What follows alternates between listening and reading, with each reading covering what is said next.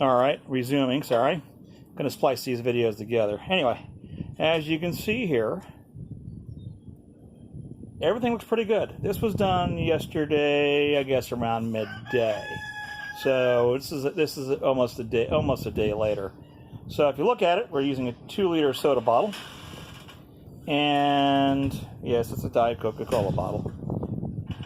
And if you can look here, these leaves were drooping yesterday when I first cut them, and you can see they are, it's like the osmotic pressure or the capillary pressure within the plant has been maintained, and it's almost like a siphon. It's like siphoning gas or water out of from higher to lower. So we're looking here, if you look over here, it's going from high to low, and the branch itself, or the vine itself, is lower than the source of the water.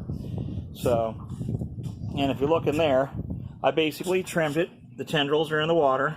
Those other tendrils were actually under the water yesterday, so I'm not under the water yesterday. See the tendrils right about there. And then if you look over here, there's hard to see, but there's some tendrils in here, and there's where the cut is. But this is really looking really good. The flower was open this morning. It's closed right now because it's kind of overcast because of the weather out there. You can see the weather looks pretty ruddy right now. And we're trying an experiment here, the Kratky method of static hydroponics. There's a gentleman that we saw, I believe Leon is his name. I'll see if I can put a link to him later below. Anyway, this is Kratky method. So we're utilizing a 30-gallon barrel, which they usually say use a 50-gallon barrel. But it was basically stating to go ahead and utilize it for cucumbers. Well, we're trying to basically experiment a little bit and see if in South Florida here, if you can use it for tomatoes. Now, this is one tomato plant, and I'm sorry, I'm mixing videos here, but I figured you saw this, so now you're going to ask questions about it on the video. So I'm going to show you something here. So basically, as you can see, it's dripping. It's not, and if you look, there's a water line about a little bit over about a ½ inch in the bottom. They say 1/8 of an inch.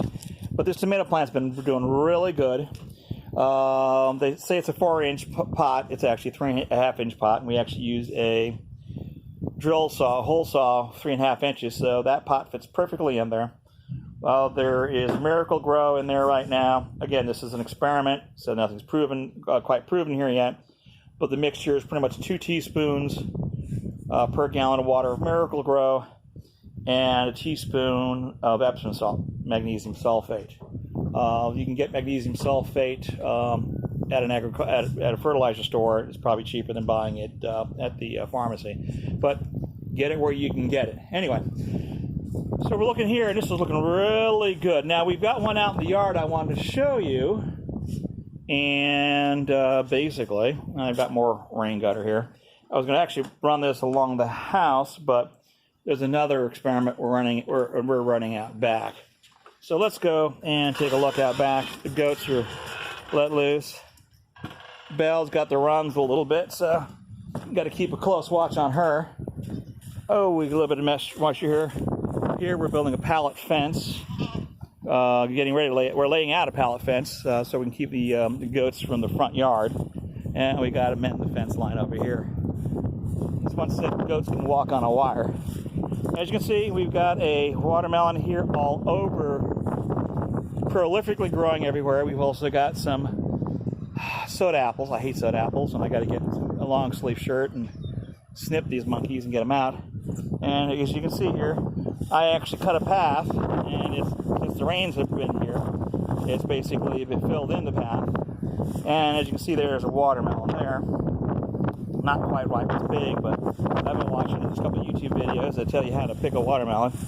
So I've been monitoring that. I'll let you know how that turns out. Anyway, take a guess of which vine is doing bad.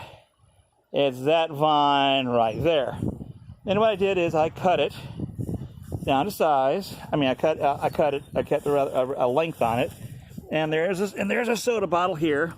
And basically, what I'm looking to do here is basically have it take root with the tendrils, and you can see there are tendrils here. And these tendrils will actually root if you let them. But as you can see, let's see here. I didn't pull this bad boy all the way out. I don't know how big this monkey was. Or did I? Oh, maybe. No, I see here. I don't think I went in the wrong direction, but as you can see, it's. I'm sorry. It is kind of rough. So this may not be the world's best method, or else I chose maybe too long of a run, too long of a vine. Oh, good God! Getting up is 56 years old, and it hurts to get up. Ah, there we go. And as you can see, we're getting some heavy-duty wind here. So I'm going to have to go back inside and cut this video short. There's our chicken coops. But, yeah. So, and then, of course, we've got another watermelon there. And we got another watermelon hiding out here somewhere. It's over there somewhere. I don't see it. It's hiding. It's hiding. But, yeah, that beast there is a soda apple.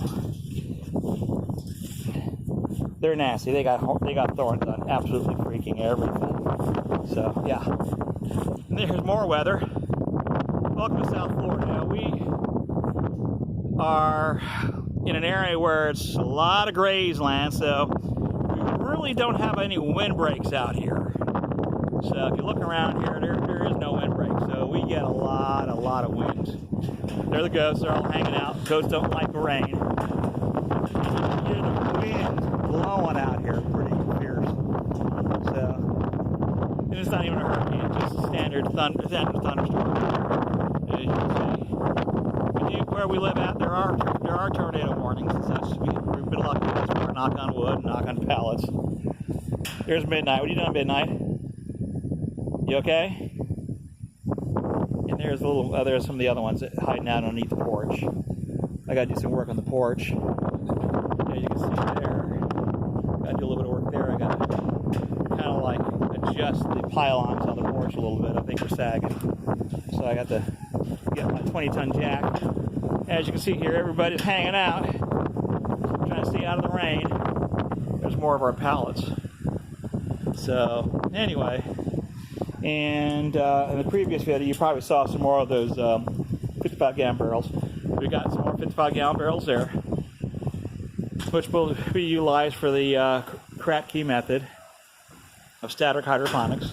And of course, out there in the secured garden, which you saw earlier, there are more. So the one that has the fertilizer bags, where we've got bleach in there to basically bleach out, because there's some algae that grew in there, so we're killing the algae with the bleach, and then we'll rinse it out really well. Anyway, the goats are trying to walk. This old saying is, the grass is always greener on the other side, and they always go over there, and I got to yell at them. Goaties! Goaties! Goaties! Sandy, get up here! Goaties! Goaties! Goaties! Come here. Yeah, they respond really well to the word goaties. Goaties! And since I'm so close, and she's really close, she's taking her sweet time to walk over here. Sandy, bring your herd over here and stay over here. Anyway, I'm gonna basically bring this video to a halt, because the weather looks like it's getting a little bit worse, and that creaking is our carport. And as you can hear, wind probably howling, whisking against the microphone. It's probably going to interfere with some of the audio on it, but it's the real deal anyway, you know. I'm making this stuff up, so. All right, take care. This is Wayne Rosnack and Melissa Rosnack. Wayne and Melissa Rosnack from the Rosnack Retreat. God bless. Godspeed. And until next time, take care.